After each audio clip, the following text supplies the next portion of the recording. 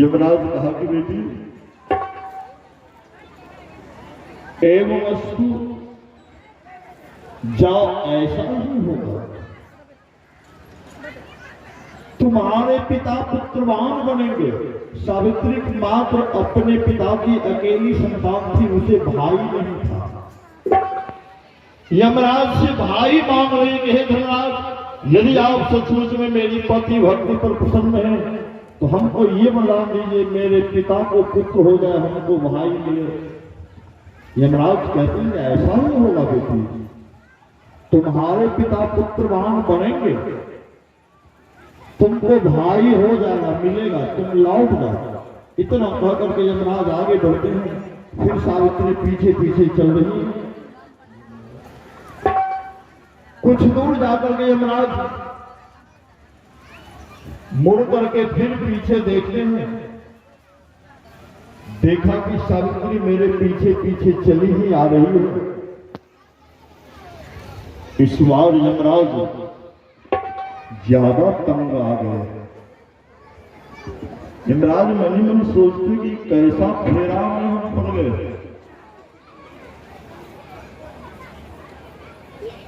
सोचते कि ये क्या हो गया है, ये कैसी उलझने हैं।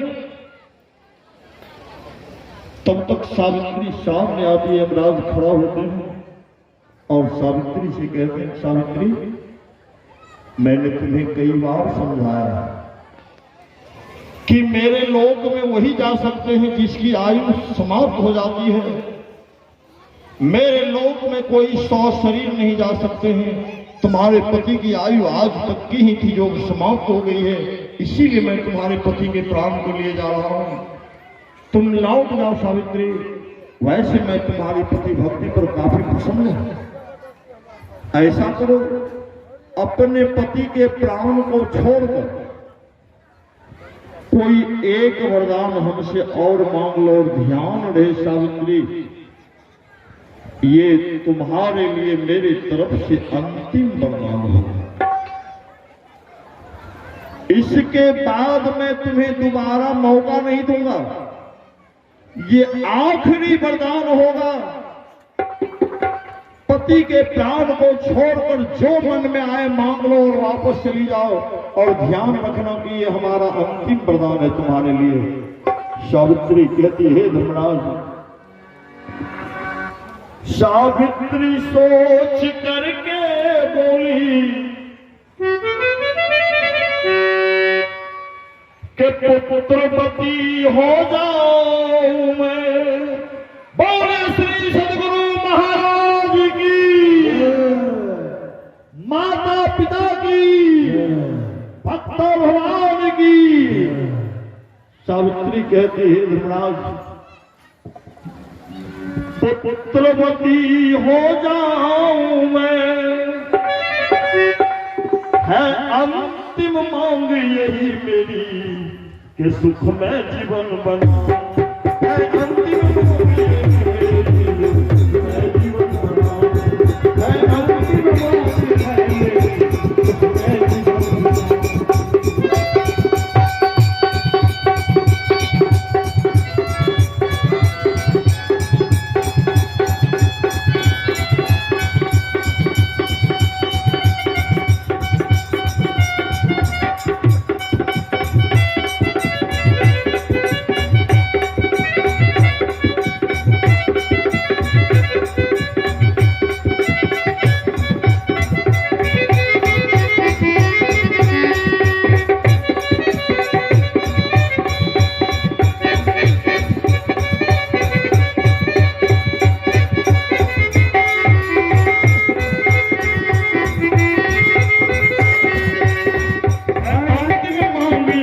मेरी, सुख में जीवन बनाऊं।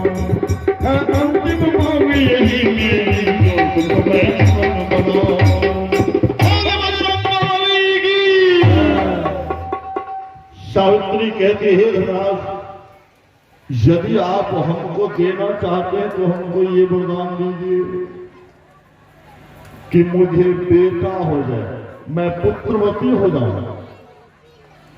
यमराज इतना तंग आ गए हैं कि आगे पीछे कुछ सोचने विचारने नहीं लगे। कहा कि चलो बेटे ने मांग रही है, पति को तो नहीं मांग रही है। इतना न तंग आ गए हैं, इतना न तंग आ गए हैं, आगे पीछे विचारते नहीं, कहते एव वस्तुजा, ऐसा ही होगा, पुत्रवती भव। इतना वरदान देकर के यमराज आगे बढ़ते हैं। फिर सावित्री पीछे पीछे चलना शुरू कर देती है। कुछ दूर जाकर के यमराज मुड़ करके देखते हैं, देखा कि सावित्री मेरे पीछे पीछे चली आ रही है। ठहर जाते हैं और जब सावित्री सामने आती है, हवाओं से अति क्रोधित हो जाते हैं यमराज। कहते हैं कि सावित्री, मैंने तुम्हें कई बार समझाने का प्रयास किया, लेकिन तुम समझने वाली नहीं हो। तुम बहुत जिद्दी औरत हो। यदि इस बार तुम नहीं लौटी तो मैं तुमको श्राप दे डालूंगा। सावित्री कहती, श्राप? धर्मराज, आप कैसा श्राप देंगे हमको? सावित्री कहते हैं, धर्मराज, जब पुत्रपति का आपने दिया हमें वरदान, तो प्राण लिए पति देव का चले कहाँ भगवान। बोले भगवान की। सावित्री कहते हैं, धर्मराज, आपने मुझे पुत्रवती होने का वरदान दिया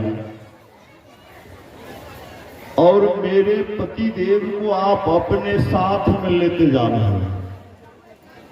हे धर्मराज, कहीं आपकी वाणी सत्य हो गई, मैं बिना पति के पुत्रवती हो गई, तो हे धर्मराज, मैं पतिव्रता नारी हूं। कहिए कि लोग मेरे चरित्र के ऊपर शंका करेंगे कि नहीं। तब यमराज को होश आया। यमराज को लगता है कि आसमान से जमीन पर गिर जाते हैं। थर थर थर थर कांप रहे हैं।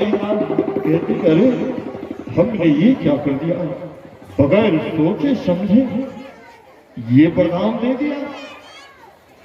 तब तो मुझे सावित्री के पति को वापस लौटाना ही है। थर थर थर थर कांप रहे हैं यमराज। सावित्री कहते हैं, धर्मराज, आपने मेरे प्रश्न का जवाब नहीं दिया। यमराज कहते हैं कि बेटी, तुम जीती, मैं हारा। तुम धन्य हो बेटी भारत की, हो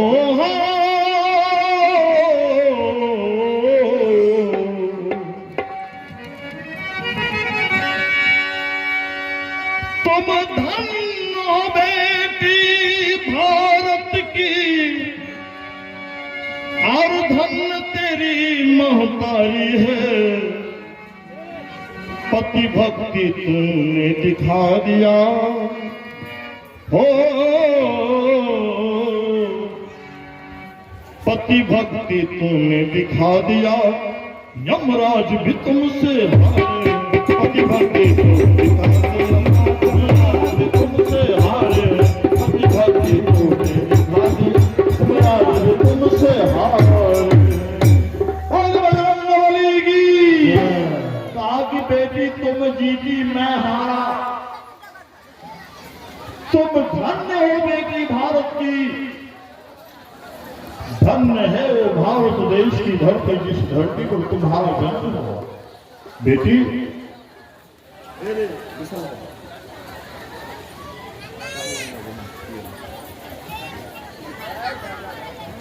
कहा कि धन्य है वो तुम्हारे माता पिता जिन्होंने तुम जैसी संतान को जन्म दिया। धन्य है वो तुम्हारी पति भक्ति, जिसके सामने मैं हार गया हूं। बेटी सावित्री, तुम जीती, मैं हारा। आज मैं तुम्हारे मृत पति के प्राण को वापस लौटा रहा हूं। बोले उत्तर भगवान की। सावित्री के मृत पति के प्राण को यमराज वापस लौटा रहे हैं और कहते हैं कि बेटी, साथ ही साथ मैं तुमको ये वरदान देता हूं कि आज से तुम्हारे पति की लंबी आयु 400 वर्ष की होगी। बोले श्री सदगुरु महाराज की। 400 वर्ष की लंबी आयु होगी, ये वरदान देते हैं, 400 वर्ष की। और कहते हैं कि सावित्री, मैंने तुम्हारे पति के प्राण को वापस लौटा दिया। सत्यवान तुम्हारे बिना व्याकुल हो रहा है, तुम लौट करके जाओ। और इधर जब से ही सत्यवान के शरीर में प्राण वापस आया और सत्यवान उठ करके बैठ जाता है, सबसे पहले तो अपने शरीर को देखना शुरू किया, फिर अगल बगल की सावित्री को नहीं देखकर सावित्री को ढूंढने लगा।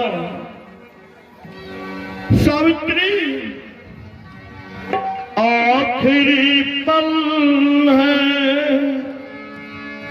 आखिरी आहें तुझे ढूंढ रही है।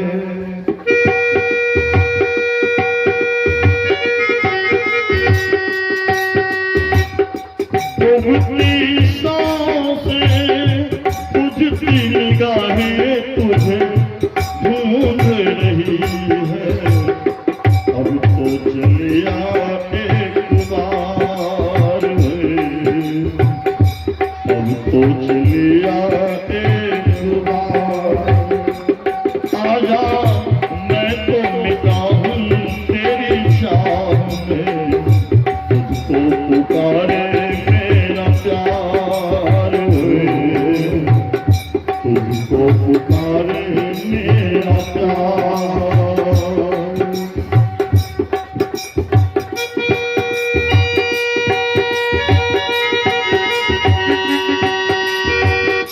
दोनों जहां की भेंट चढ़ा दी मैंने चाह में तेरी।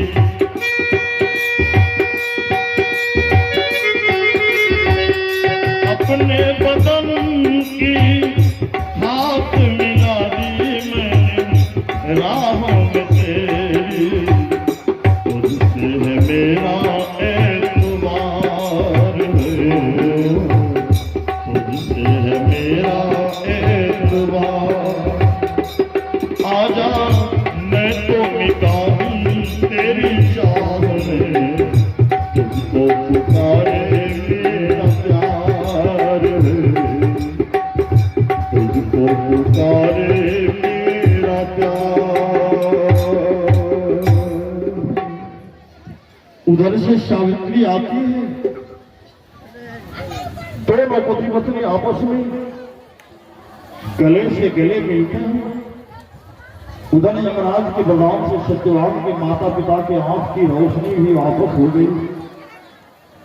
देर रात्रि बीतने पर सत्यवान के माता पिता अपने हाथ में मशाल जलाकर एक एक आश्रमवासी से सत्यवान और सावित्री का समाचार लेते हैं। सब के सब यही कहते हैं कि भैया दुमतसेन, ये जो तुम्हारी पुत्र वधू सावित्री है, ये साक्षात लक्ष्मी बन करके आई है। और जब तक सत्यवान के साथ में सावित्री है, सत्यवान का कोई बाल बांका नहीं कर सकता है। इसीलिए आप लौट जाएं। वो दोनों पति पत्नी सकुशल वापस लौट ही रहे होंगे। सत्यवान के माता पिता दोनों वापस लौट जाते हैं।